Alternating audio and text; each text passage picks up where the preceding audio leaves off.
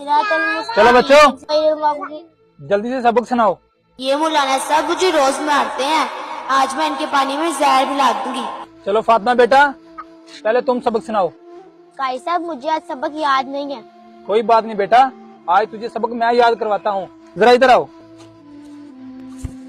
रोज तुम यही कहती हो आज मुझे सबक याद नहीं है, आज मुझे सबक याद नहीं है। आज मैं तुझे इकट्ठा ही सबक याद करवाता हूँ। अब भाई अकल ठिकाने, अब रोज सबक याद होना चाहिए। चलो वहां जाकर बैठो। जी मौलाना साहब। चलो बच्चों अब छुट्टी कर लो। अरे गले में खुश्की हो रही है। फातिमा बेटा एक गिलास पानी तो पिलाना।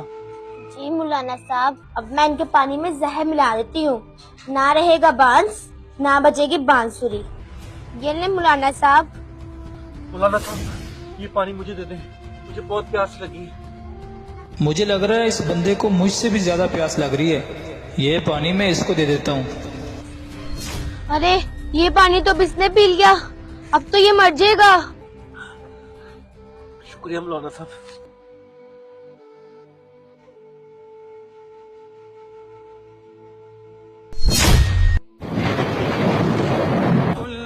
बेशक मारने वाले से बचाने वाला बेहतर होता है। हमारी वीडियो अच्छी लगे तो कमेंट बॉक्स में माशाल्लाह लाजमी लिखें।